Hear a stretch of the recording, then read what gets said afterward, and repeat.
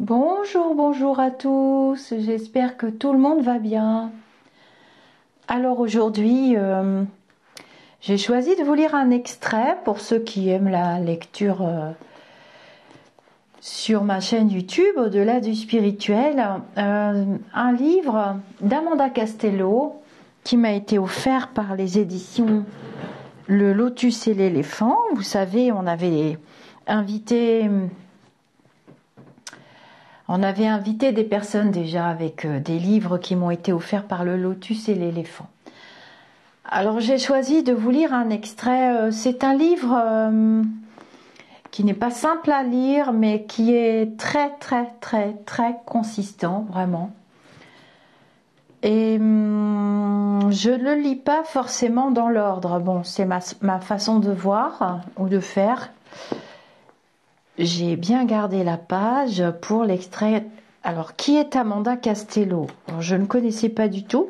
Ça m'a été conseillé par les éditions Le Lotus et l'éléphant. Et puis j'ai réclamé le livre et j'ai bien fait. Je regrette pas. Peut-on perdre un être cher et en sortir grandi? C'est le pari de ce livre qui, étape par étape, vous apporte du soutien, une présence, des temps de silence et de recueillement, mais aussi une compréhension fine et rassurante. Avec ces 30 protocoles éprouvés et approuvés par des centaines de familles dans les groupes de deuil que l'auteur anime, ce manuel pratique aide très concrètement toute personne en deuil et tous ceux qui s'intéressent au sujet. Soignants, bénévoles, enseignants, psychologues, étudiants, travailleurs sociaux, spécialistes des disciplines spirituelles et humanistes.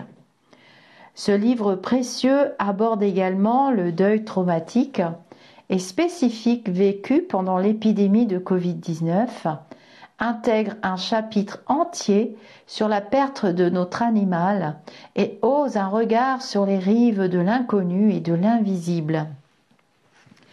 Auteure et conférencière, Amanda Castello, je fais attention de ne pas perdre ma page. Amanda Castello a travaillé pendant de nombreuses années dans la formation des opérateurs et des bénévoles en soins palliatifs et en accompagnement du deuil. Elle est engagée dans la recherche sur la fin de vie, les NDE, expérience de mort imminente, la physique quantique, la vie après la mort, en collaborant avec des experts de différents pays pour développer les connaissances scientifiques dans ces domaines. Elle est la fondatrice de l'association Polo Para pour la recherche sur la fin de vie, ART. Elle est l'auteure de nombreux ouvrages en italien et en espagnol. Donc j'ai eu beaucoup de chance, je trouve que les couleurs sont jolies. Alors la plupart des personnes qui me suivent sur la chaîne savent que je suis une ancienne soignante et que à la fin de ma carrière, j'ai travaillé en soins palliatifs énormément. Donc j'ai eu des formations aussi également, un accompagnement pour travailler en soins palliatifs à domicile et en réanimation également. Et les 3 dernières années de ma vie, j'ai souhaité travailler dans l'éducation nationale auprès d'enfants atteints de troubles qui les mettent en situation de handicap. J'ai beaucoup aimé cette fonction d'ailleurs qui m'a énormément apporté sur le plan humain aussi.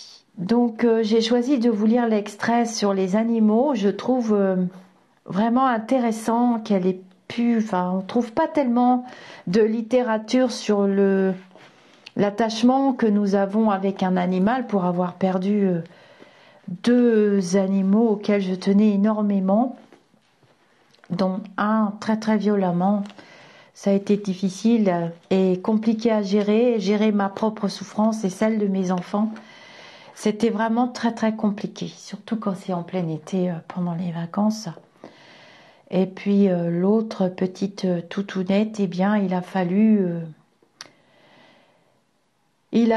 mettre un terme à sa vie car la souffrance était devenue telle, voilà, on rentre avec l'animal et la laisse chez le vétérinaire, hein. C'est pas une tâche facile pour le vétérinaire aussi, mais bon, c'est le plus beau cadeau qu'on puisse leur faire, c'est accepter de les voir partir sans qu'ils souffrent le martyre inutilement, quand il n'y a plus d'issue du tout.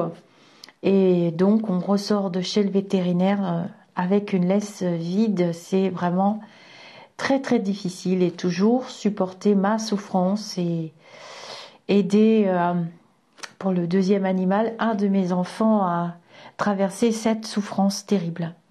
Et puis se faire le cadeau aussi, arriver à faire son deuil, c'est faire le cadeau de recommencer l'aventure, se faire le cadeau de recommencer l'aventure avec un autre compagnon, à quatre pattes, à quatre poils, à trois plumes, à écailles, voilà.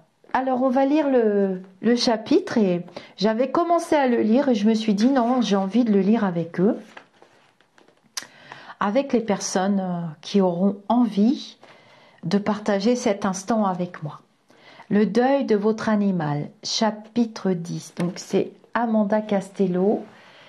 Calmer sa peine, je pourrais l'inviter sur la chaîne, je lirai vos commentaires, hein.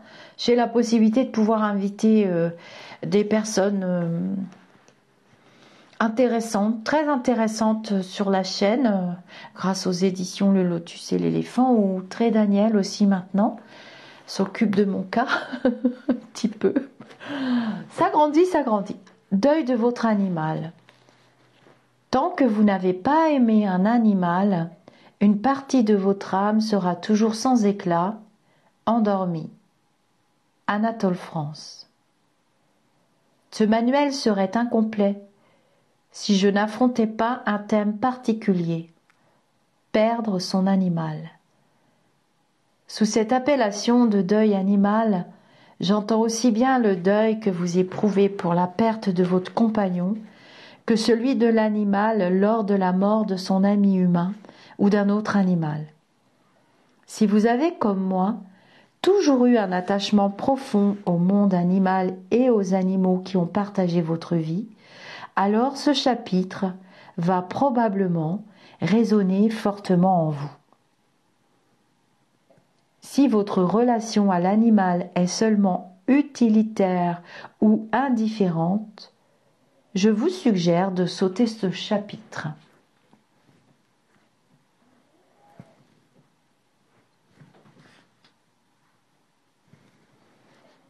Le phénomène de l'attachement réciproque, humain-animal.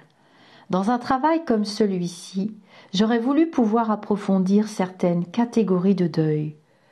Le deuil d'un enfant. Alors il y a un petit 1. Pour le deuil des enfants, je vous rappelle le chapitre 3 sur les sens, et en particulier le paragraphe sur la vue, ou le deuil de l'adulte face à la mort de ses propres parents. Le deuil d'un enfant devenu orphelin, celui des parents qui ont perdu un enfant, celui très particulier du deuil des grands-parents lors du décès d'un petit enfant, sujet sur lequel il n'existe encore que peu de littérature. Chaque sujet nécessiterait une étude spécifique, mais des ouvrages existent déjà, et vous trouverez quelques titres dans la bibliographie et des sites d'associations qui se sont penchés sur ces douloureuses réalités. La réflexion globale que nous sommes en train d'accomplir ensemble vous donne tout au long des chapitres des indications et des outils qui peuvent vous servir, car ils sont applicables à toutes les situations de deuil. L'animal, un membre de la famille à part entière. Que la mort de l'animal que nous avons aimé soit causée par un accident, une maladie foudroyante, un meurtre. Alors il y a un petit 1. Par meurtre, j'entends la volonté de donner la mort, la vengeance d'une personne ennemie, la cruauté pathologique d'un individu, etc. Un meurtre ou la vieillesse, il s'agit toujours d'un déchirement. Comme nous l'avons vu pour l'être humain, la souffrance sera différente selon le degré d'implication, la profondeur d'un lien, du lien d'attachement, le type de mort, les circonstances, l'âge, le lieu, la présence ou l'absence de l'humain, les complications, les responsabilités éventuelles. L'animal fait aujourd'hui partie de la famille. Que celle-ci soit nombreuse, construite sur des tranches d'âge différents, ou qu'elle soit constituée d'une seule personne, l'animal y a sa place, comme tout être affectif. Dans la nature, pour prendre un exemple que nous connaissons, de nombreux animaux vivent et survivent dans le cadre d'un groupe hiérarchisé, structuré, où chacun a son rôle. Prenons l'exemple du meute de loups. L'individu dépend du collectif et le collectif s'appuie sur ses membres. C'est un peu le même schéma d'une famille humaine où le couple, dans sa fonction parentale, depuis le sommet de la pyramide, gère, protège, subvient, éduque, transmet connaissances, savoir et comportements aux enfants. Il n'existe pas de famille idéale. Ceci n'est qu'un schéma général. L'enfant, à l'intérieur de son groupe familial, se comporte comme le louveteau dans sa meute. Le chien, qui intègre une famille, probablement à cause d'une mémoire atavique, identifie le sens de la hiérarchie, adhère et se fond dans son groupe, reconnaissant l'autorité et la protection qui lui est donnée par le membre alpha. Les animaux, comme les humains, ne sont pas identiques. Chaque animal a son caractère, sa personnalité, sa sensibilité, ses points forts et ses faiblesses. Qualités et défauts appartiennent à toutes les espèces. Le besoin d'aimer et d'être aimé également. Et le lien d'attachement se crée et se renforce avec le temps. Aussi bien de l'humain envers son animal que de la part de celui-ci envers son humain. Il ne s'agit pas ici de faire une étude anthropomorphique, mais de constater que le rapport que nous avons développé dans nos sociétés est directement relié à notre culture, à l'évolution de la prise de conscience de notre société. La relation avec l'animal de compagnie est devenue bien plus qu'un simple lien de compagnie. De la fonction initiale que pouvait recouvrir l'animal dans sa spécificité, par exemple un chien pour la chasse, pour la défense personnelle, pour la protection de la maison, des troupeaux. Grâce à sa capacité d'interagir et de comprendre les besoins des humains, lui ont été confiées ensuite des tâches plus complexes. Le chien est un précieux auxiliaire de vie pour les non-voyants, pour les personnes affligées d'un lourd handicap, pour détecter certaines pathologies, dans le travail de police ou dans les opérations de guerre, la recherche d'explosifs, de drogues, dans les actions de secours lors des avalanches, des sauveteurs en mer, etc. Outre la planète canine, d'autres animaux ont révélé de précieux talents. Les singes sont particulièrement doués pour aider les personnes handicapées. Les dauphins, dans le cadre de la delphinothérapie, participent au programme pour enfants autistes. Des rats ont été formés pour la recherche des mines enfouies dans les terrains après les guerres. Les animaux nous aident, nous comprennent, sont à notre flanc avec cet esprit de dévouement que nous leur connaissons. Même les opérateurs qui se servent des talents des chiens dans leurs différentes activités professionnelles s'y attachent profondément. La mort d'un chien en mission ou de vieillesse est toujours une profonde douleur pour la personne qui a été son éducateur, son compagnon de fonction ou de combat. L'alliance physique et affective entre humains et animaux a développé une subtile symbiose entre eux. L'animal devient le confident, l'ami sincère des grands et des petits, celui qui ne te juge pas, t'accepte comme tu es, avec tes faiblesses, tes limitations, tes défauts, tes rides, tes maladies, ton injustice parfois, tes oublis, ton égoïsme. Se préparer à la perte de l'animal chéri. L'amour de l'animal est inconditionnel. Quand il arrive dans la maison où se trouve un enfant, les deux vont grandir ensemble. Ils vont se comporter comme tous les enfants et tous les chiots du monde. Jouer, se disputer, se défier, apprendre les règles et s'amuser à les éluder. La complicité unit et renforce les liens. Mais la durée de vie du chien ou d'un chat, animaux qui plus fréquemment partagent notre intimité, est beaucoup plus courte. L'animal va passer rapidement de son stade d'enfant à celui d'adulte, puis de vieillard presque, sans qu'on s'en rende compte. Comme pour les humains, la saison des limitations, maladies, handicaps va commencer à semer soucis et préoccupations. Un poids, sans doute plus grave pour vous, mais son influence s'étendra sur tous. Le moment arrivera où il faudra affronter la séparation. Ça va vite, trop vite. La perte de ce compagnon est une épreuve très douloureuse qui affecte certains membres de la famille beaucoup plus que d'autres, en fonction de la densité du lien d'attachement. Le chagrin est dévastateur. On passe par les mêmes phases pour un deuil humain. On ne veut pas y croire, cela semble impossible, c'est la phase du déni. Puis éclate la colère. La mort du compagnon est considérée comme une injustice, et encore plus s'il s'agit d'un accident, d'un empoisonnement, d'une mort violente, d'un accident de chasse. À la douleur de la mort elle-même peut s'ajouter un grand sens de culpabilité pour maintes raisons. Peut-être étiez-vous absent. Peut-être aviez-vous confié votre animal à quelqu'un en qui vous aviez confiance. Peut-être est-ce le résultat d'une inattention. La culpabilité peut aussi blesser votre âme si vous avez dû vous résoudre à requérir à une procédure d'euthanasie pour abréger les souffrances de votre animal. Il est bien sûr très difficile d'avoir la certitude que ce geste était celui qu'il fallait accomplir. L'animal ne communique pas à l'aide d'un langage articulé et la certitude absolue n'existe pas. Vous avez pensé à le maintenir en vie à tout prix pour répondre à un besoin égoïste, celui de ne pas le perdre.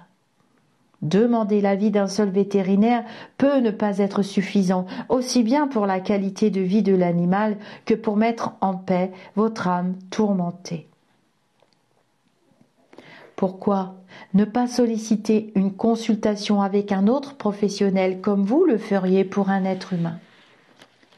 Il existe aussi une catégorie de professionnels que peu encore connaissent. Ils sont formés à la communication animale. Ces personnes peuvent entrer en communication avec votre animal et comprendre ses désirs et ses besoins. Leur intervention vous aidera à vous libérer de vos doutes et à prendre une décision en accord avec le désir de votre compagnon.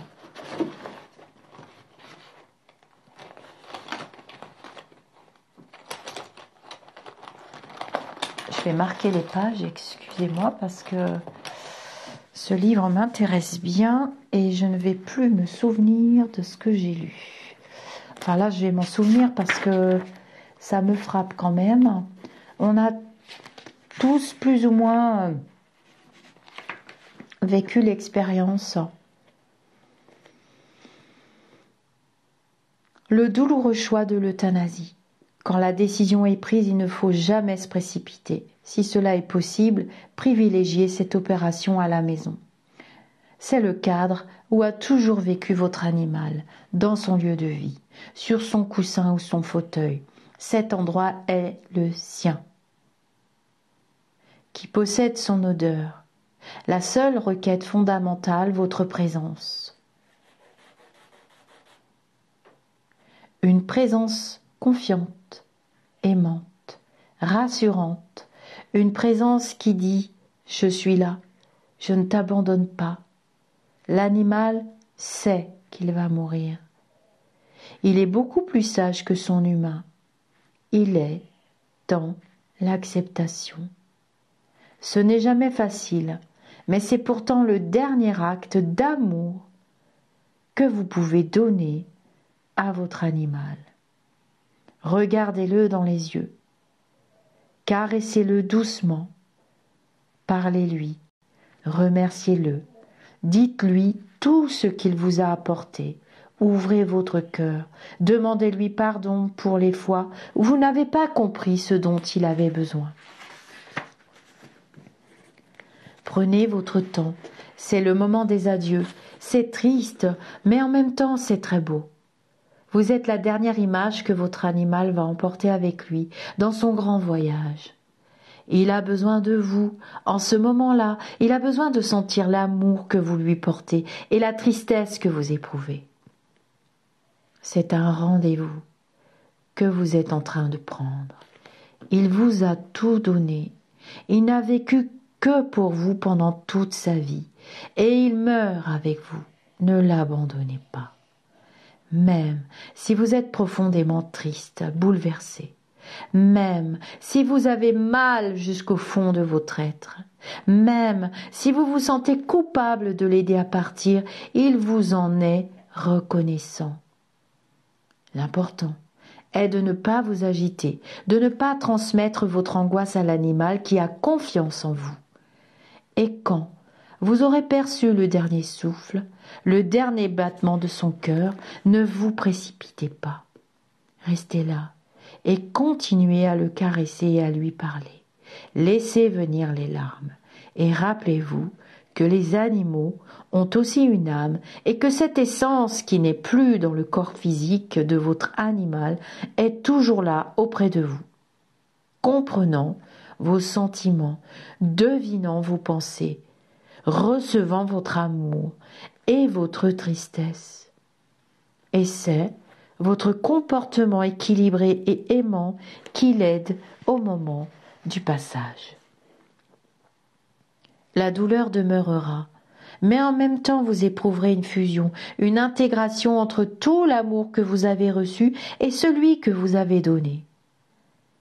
Laissez votre animal décédé là où il se trouvait, dans le fauteuil ou sur son coussin, pendant la nuit suivante. Tout dépend bien sûr des conditions dans lesquelles vous vous trouvez, dans un appartement ou dans une maison à la campagne. L'important est de toujours prendre son temps, ce temps nécessaire pour vous comme pour votre animal. Il l'est également pour les autres membres de la famille, car chacun va devoir accepter la perte de l'animal, prendre la mesure du vide qui va s'installer. Vous choisirez le rituel suggéré par votre cœur. Vous pouvez allumer une baguette d'encens, des bougies. Durant la journée, placez des fleurs auprès de votre animal décédé. Mettre près de lui un de ses jouets favoris, une lettre, un poème, un dessin, une photo. Tout ce qui vous inspire, sans vous poser de questions. Proposez aux membres de la famille de faire de même, et en particulier aux enfants. Si d'autres animaux partagent votre vie, laissez-les s'approcher et se comporter comme ils le souhaitent. La perte de votre animal touche tous les membres de votre tribu famille. Les enfants et le deuil de leur animal. L'important, selon l'âge de l'enfant, est de dire la vérité. Une vérité que l'enfant sera capable d'accepter et d'assimiler. J'en ai parlé largement dans mon livre Paddy et l'aventure de la vie. Vous pourrez y trouver de nombreuses explications, conseils et une histoire à partager avec vos enfants. Cachez la vérité, Tromper l'enfant en voulant lui épargner une souffrance risque fort de provoquer le contraire de ce que vous espérez. Il perdra confiance en vous et conservera cette frustration douloureuse comme une cicatrice qui se réveillera à chaque nouveau deuil qui jalonnera inévitablement son existence. C'est souvent pour l'enfant son premier deuil. Mon souhait, comme le vôtre, est que cela se passe le mieux possible et puisse représenter une expérience de croissance et non un traumatisme. Ne jamais dire à l'enfant que son animal est parti. Vous risqueriez de faire naître un syndrome de l'abandon, le vécu d'une énorme injustice à son égard, un grave sens de culpabilité difficile à effacer. L'enfant, raisonnant sur le mécanisme de cause-effet, pensera qu'il est responsable du départ de son compagnon. Expliquez-lui avec des termes simples que l'animal ne reviendra pas parce qu'il est mort. Choisissez le terme mort et non décédé, trop abstrait pour un enfant. Peut-être a-t-il déjà vu un escargot, un insecte, un oiseau ou une autre bestiole morte. Eh bien, montrez-lui des photos d'animaux morts. La curiosité naturelle de l'enfant, avec votre aide, va l'aider à appréhender cette expérience. Vous trouverez des suggestions dans la bibliographie à la fin de ce manuel. Ne cachez pas votre tristesse à l'enfant, il la ressent lui aussi. Voir que vous-même éprouvez ses sentiments et ses émotions fait partie de son parcours de croissance. Il va comprendre que ces émotions sont naturelles et qu'il ne faut jamais les refouler. Elles représentent aussi un outil de communication. La vérité est due aux enfants sans la minimiser, mais en l'adaptant à son niveau d'évolution. Le deuil des animaux de la famille. Une nouvelle difficulté se présente. Si d'autres animaux partagent la vie en famille, il va falloir vous en occuper davantage. Ils appartiennent à votre tribu et selon leur âge, leur rang, à l'intérieur de celle-ci, le rapport qu'ils avaient avec leur compagnon qui n'est plus, ils vont aussi ressentir la perte. Au cas où vous devriez vous résoudre à une euthanasie, comme je l'ai mentionné plus haut, il est important qu'il soit présent. Pourquoi ? Parce que votre comportement dans cette situation délicate et douloureuse, qu'ils vont parfaitement comprendre au niveau du non-verbal, sera rassurant pour eux. L'animal observe et éprouve. L'humain analyse. L'animal se fie à son ressenti et à son intuition. Kirstine Macmillan, célèbre éducatrice d'animaux britannique, suggère « Laissez-les passer un peu de temps auprès du corps, le sentir. Ils reconnaîtront la présence de la mort. » Vous éviterez ainsi que l'animal se demande où est passé l'autre. Certains animaux peuvent apparaître désemparés, troublés, manifester des changements dans leur comportement, l'alimentation, l'hygiène, dans l'obéissance ou le respect. C'est le moment de leur donner énormément d'affection et d'attention, encore plus que d'habitude. Eux aussi peuvent tomber en dépression, aussi bien pour la mort de leur ami humain que pour celle de leur compagnon amical, animal et amical. C'est marrant parce que j'ai mis amical, animal. Les fleurs de Bach sont très utiles, pour vous comme pour l'animal endeuillé. Je vous suggère Rescue, Remedy et Star of Bethlehem. Bon, je ne connais pas les fleurs de Bach, donc... Les animaux sauvages ne sont pas exempts de ce genre d'émotions bouleversantes, loin de là. Des comportements de rituels de deuil ont été constatés aussi bien chez les grands primates que chez les éléphants, des baleines et des orques et de nombreux autres. Jane Goodall a observé que le chagrin n'appartient pas seulement à l'être humain. Il y a un petit 2. Jane Goodall est ethnologue et anthropologue britannique. Ses travaux sur les chimpanzés ont permis non seulement de mieux comprendre l'intelligence et la sensibilité des grands singes, mais aussi d'améliorer les rapports humains-animaux. Auteure de divers ouvrages, elle a fondé l'Institut Jane Goodall. Oui, on a déjà vu des documentaires, j'ai déjà vu des documentaires, cette femme est vraiment incroyable. Nous le partageons avec de très nombreux animaux. On a du chagrin parce qu'on a aimé. La littérature et l'actualité témoignent fréquemment de comportements d'animaux qui se sont laissés mourir sur la tombe de l'homme ou de la femme avec lesquels ils avaient vécu. L'histoire du chien Hachiko a fait le tour de la planète grâce au film Hachi avec Richard Gere. Ce chien, né au Japon, allait quotidiennement attendre son compagnon humain à la gare. Un soir, l'homme n'est pas rentré. Pendant 10 ans, le chien a continué à se rendre tous les jours sur le quai de la gare, mais son ami n'est jamais revenu. Tout le village connaissait ce chien.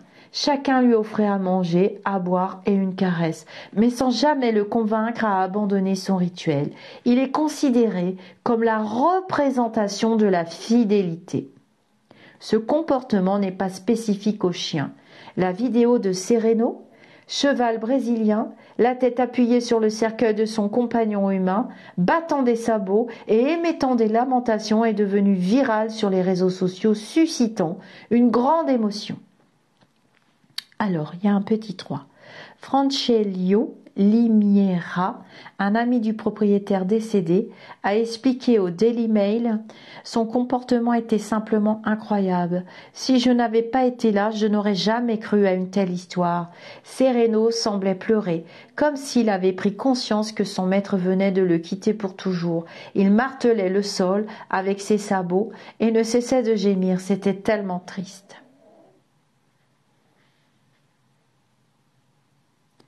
Les chats, également, sont particulièrement sensibles.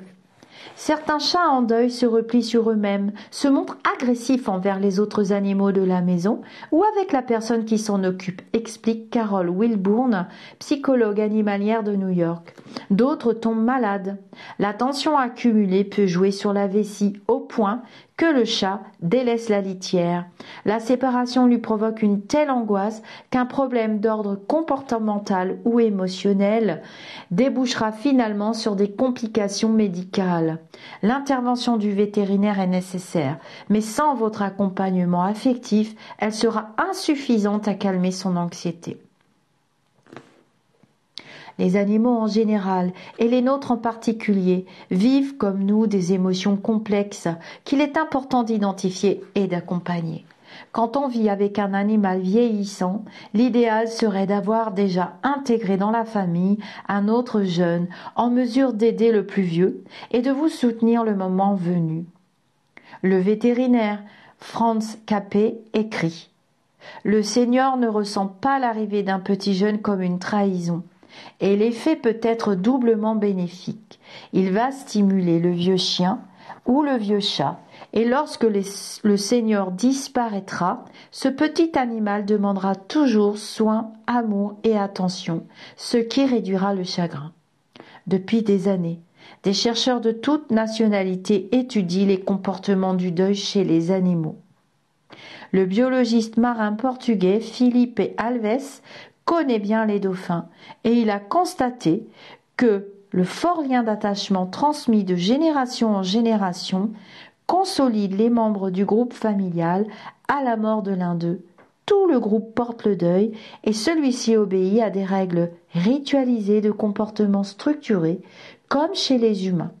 L'anthropologue Barbara J. King est à l'origine d'un changement de paradigme parmi les chercheurs qui, en observant les émotions et les comportements des animaux, en particulier dans leur relation à la mort et au deuil, nous permet non seulement de créer une véritable empathie avec eux, mais aussi à nous comprendre mieux nous-mêmes.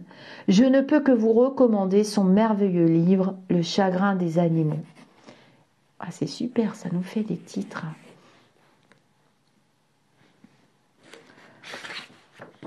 Alors, je vais faire une autre vidéo parce que le chapitre est quand même... je vous ai dit, c'est un livre très très conséquent. Il y aura plusieurs petits chapitres, plusieurs petites vidéos. Donc ce sera la vidéo 1, celle-ci.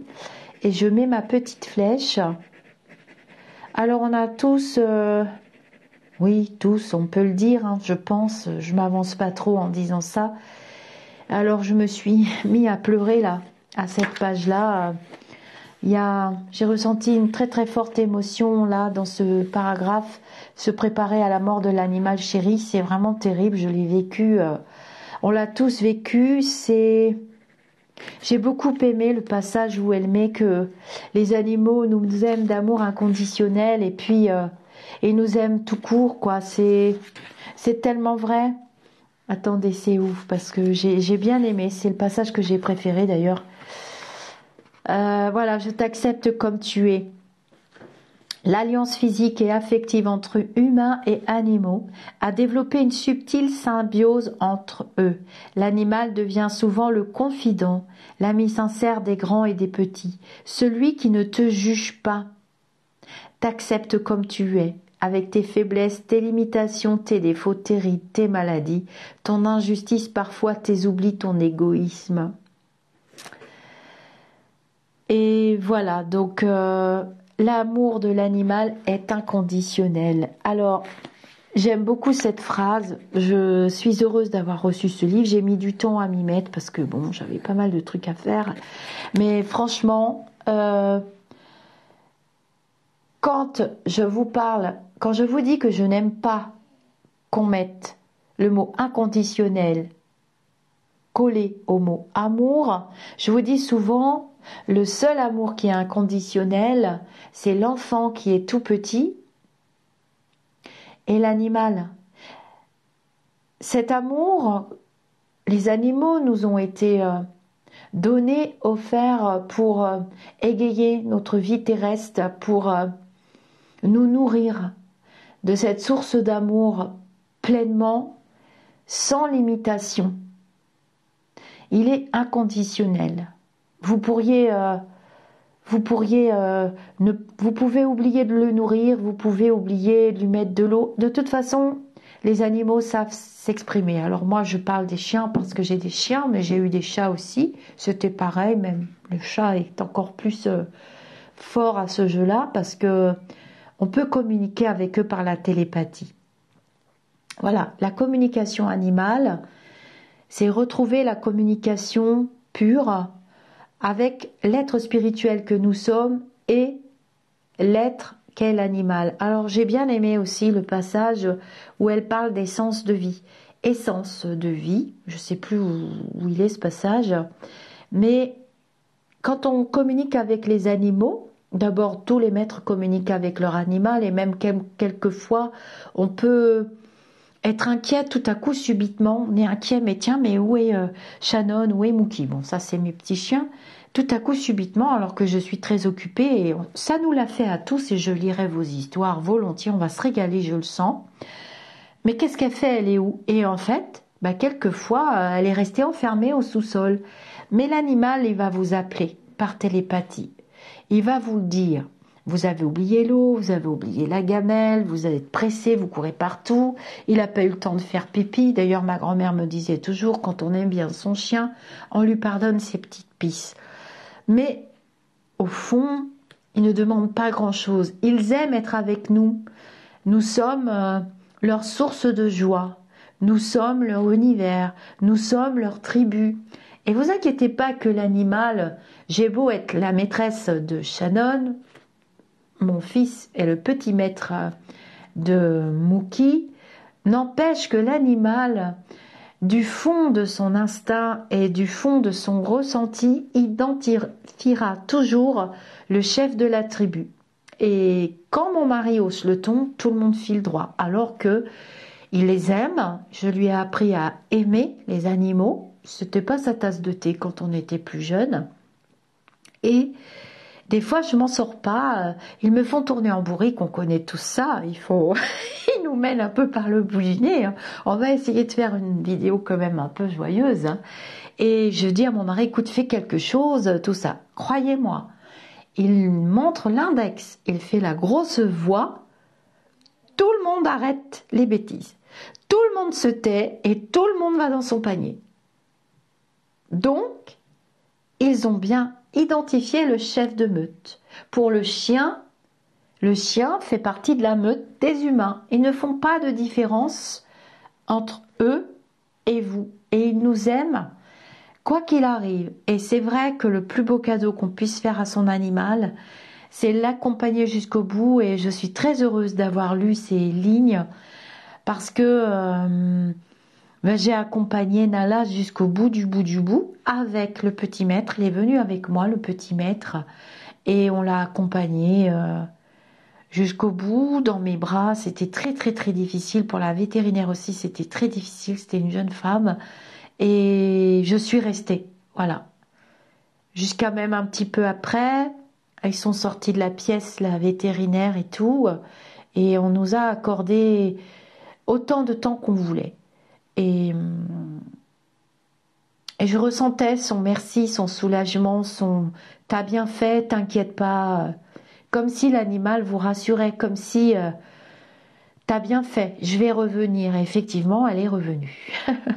Mais c'est une autre histoire, parce que je ne veux pas abîmer cette lecture magnifique. Alors, je vais regarder un petit peu dans le début du livre si il y a plus d'informations sur Amanda Castello que je découvre grâce aux éditions Le Lotus et l'éléphant. Il y a une préface du docteur Charbonnier qu'on connaît tous maintenant. Il y en a même qui ont été à ces conférences. Alors le livre se décompose en gros chapitres. Alors je vais vous montrer un petit peu. Je vais pousser mon petit papillon. Comme ça vous verrez. Voya. Donc comprendre le deuil déjà... dans la société qui se reconstruit, on sait très bien que la mort est devenue un business, on va pas se mentir non plus. Dans la société que nous sommes en train de reconstruire, nous sommes en plein éveil. Dans cette société nouvelle qui arrive, qui est devant nous encore, je ne sais pas si on la verra peut-être pas nous, mais les petits enfants soleil, oui, ils vont construire quelque chose de plus sympatoche. Dans cette nouvelle société, la mort va retrouver toute sa place. On a caché la mort, c'était pas beau, c'était sale, ça fait peur. Alors que jusqu'à présent, on accompagnait les morts, quoi.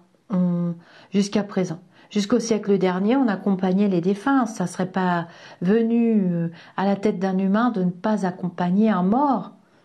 Pas du tout. C'était même pas pensable. Il y avait les veillées, il y avait tout ça. Ça se pratique encore, Et on a mis de côté tous ces rituels, bon, à part l'enterrement, les fleurs et tout ce qui va avec, est une manière d'accompagner aussi. On a quand même mis beaucoup de côté tout ce qui est notre relation avec la mort et le après aussi. Ça fait partie de nos peurs aussi, Donc voilà le chapitre, prélude à notre voyage, comprendre le deuil. Aucun deuil ne ressemble à un autre. Alors, elle a bien tout détaillé, vraiment. Je vous dis, c'est un livre hyper consistant. La perception par nos sens, dont je vous ferai plusieurs instants de lecture, c'est passionnant. Et le livre a toute sa place sur la chaîne, vraiment. Reconnaître les phases par lesquelles nous passons. Alors, c'est les phases du deuil. Donc il y a 5 phases de deuil et c'est fabuleux qu'elle ait intégré les animaux parce que je sais, bon maintenant on en parle, mais je sais qu'il fut une époque où il y avait des moqueries. Je ne sais pas s'il y en a encore. La perte d'un animal, c'est vraiment très très dur. Vous voyez, repassons en vue les phases du deuil. Donc première phase, l'incrédulité, le refus. J'ai déjà parlé souvent des phases de deuil, j'ai mis des graphiques et tout, surtout dans le groupe Facebook. La colère, la deuxième phase inévitable. Il y a des petits protocoles, c'est vachement sympa. Ensuite, la troisième phase, la tristesse. La quatrième phase, la recherche de l'être perdu. On est tous égaux face à ça. Et la cinquième phase, l'acceptation et le pardon. Alors moi, j'ai pu travailler sur l'acceptation et le pardon quand je suis allée à Lourdes cet été. pour le décès de ma grand-mère. Là, on ne parle pas d'animal, mais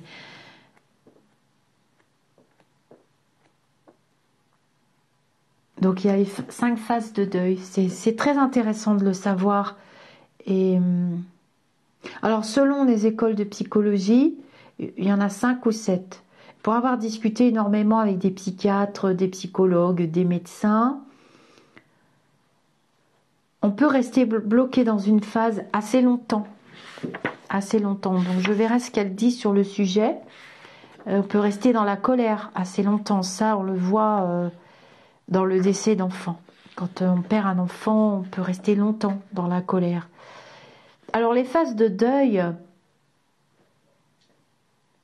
elles peuvent s'appliquer aussi, parce que le livre s'appelle Calmer sa peine. Donc, on parle de deuil, mais ça peut être des séparations aussi, hein.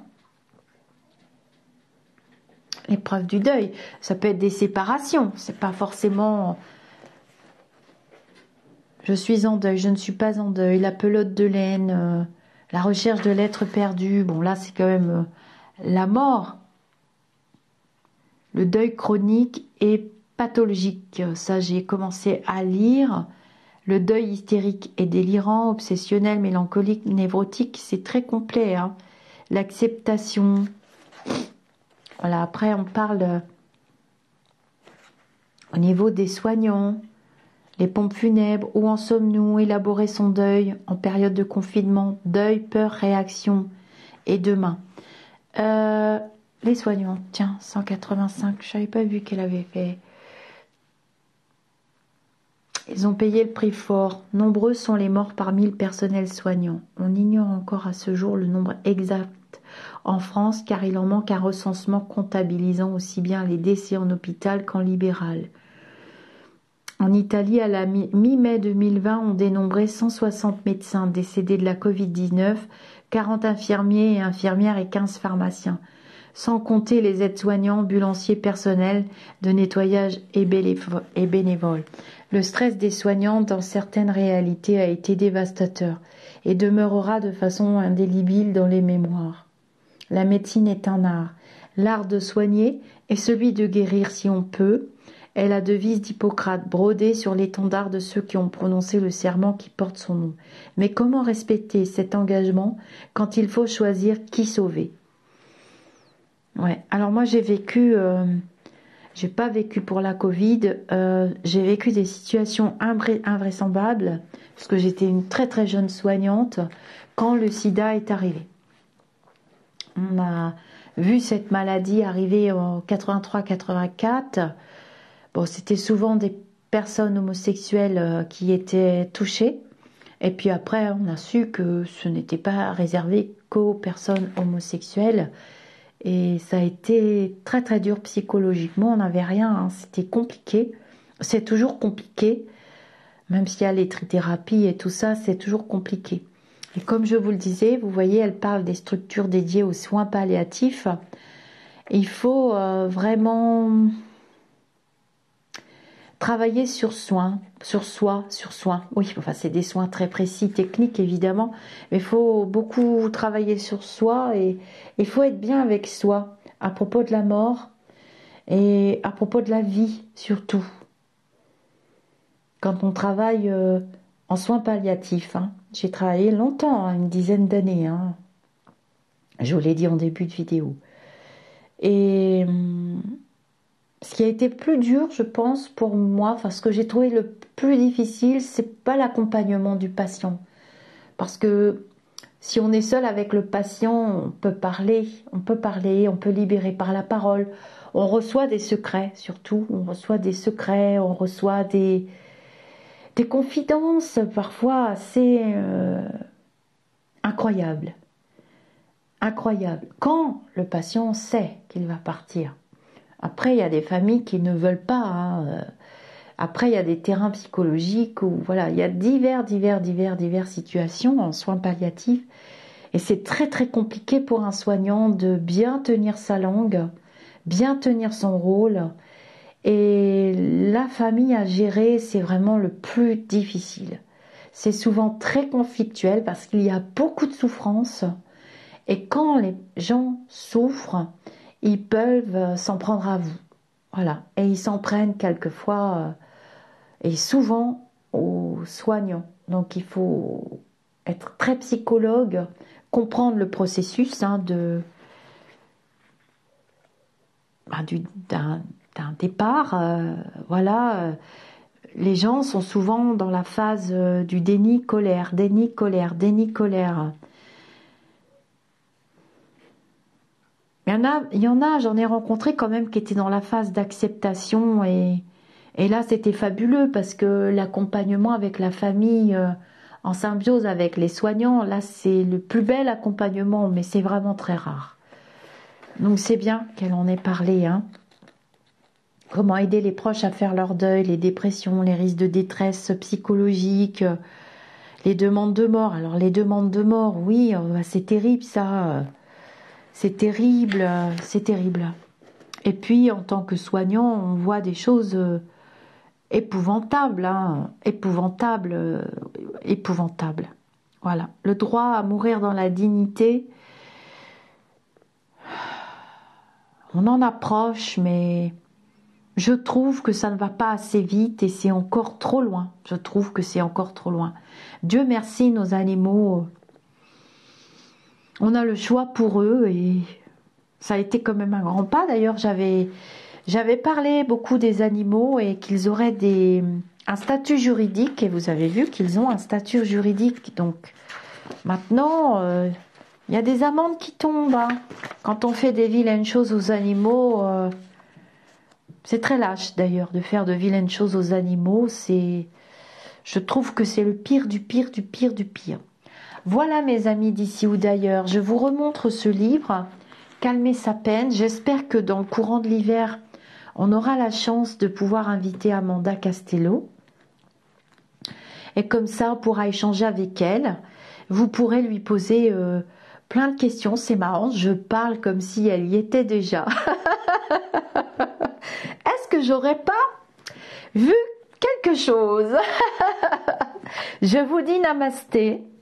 Et eh bien, je vous invite à commenter, surtout les nouveaux arrivants qui sont de plus en plus nombreux. Ça fait plaisir à ceux qui sont là depuis longtemps aussi. Et puis, ça me fait plaisir tout court, hein. C'est une forme de reconnaissance et ça fait tourner la chaîne, ça fait voyager les vidéos. Tous les mois, je reçois une espèce de newsletter de la part de Google YouTube. Et dans cette newsletter, effectivement, on a tous les détails et il y a le nombre de partages des vidéos. Donc, vous partagez les vidéos, vous cliquez sur partager, vous les faites voyager et il est assez impressionnant tous les mois. Il faudrait que je vous montre, que je vous fasse un petit film d'ailleurs. Et puis, on voit le nombre d'abonnés, on voit les pays où la chaîne est regardée. La chaîne est beaucoup regardée aussi au Canada, dans les îles. Parce qu'il y a quand même des Français qui sont aussi expatriés, sont pas tous en métropole. Et alors il y a la Turquie aussi, j'ai été très très étonnée. Il y a l'Algérie, alors est-ce que c'est parce que j'ai souvent parlé de ma grand-mère, je sais pas, qui était née à Oran et qui a grandi là-bas en grande partie. Il y a la Tunisie un petit peu, le Maroc. Il y a beaucoup de pays où la chaîne est regardée, bon la Belgique, tout ça oui. La Suisse aussi, et je suis vraiment bluffée, honorée. Et la lecture, un livre, vous pouvez le prendre et le reprendre, hein, qu'il y ait de l'électricité ou pas d'électricité. Quand il fait jour, on peut lire. Et lire, c'est une façon de s'ancrer, et lire, c'est une façon de s'instruire, et lire, c'est une façon de se détendre aussi. Alors moi, je continue la lecture sur la chaîne parce que je sais qu'il y a des personnes qui n'arrivent pas à lire du fait de leur vue aussi et qui ne peuvent pas lire. Et je trouve qu'il n'y a pas assez de livres entiers. C'est très fatigant de lire à haute voix. Il n'y a pas assez de livres entiers en audio. Je trouve que les maisons d'édition devraient faire plus de livres audio. Mais je ne sais pas si ça fonctionne bien. Mais voilà, il y a beaucoup de personnes âgées sur la chaîne et c'est difficile pour elles de lire. et c'est très fatigant de lire. Et puis ma grand-mère me disait, et souvent les personnes âgées, j'ai remarqué, me disaient que ce format de livre qui est très lourd, eh bien pour des vieilles mains et des vieux bras, c'est lourd à porter. Moi, pour moi déjà, c'est lourd. Donc privilégier des petits formats, quitte à faire plusieurs tomes. Allô, les maisons d'édition. Et les formats audio, surtout. Parce que moi, j'aime écouter aussi des lectures, j'aime écouter des vidéos. Je regarde jamais des vidéos, j'écoute les vidéos des autres, des copains, des copines ou pas. Et ça me plaît beaucoup. Namasté mes amis d'ici ou d'ailleurs, prenez soin de vous.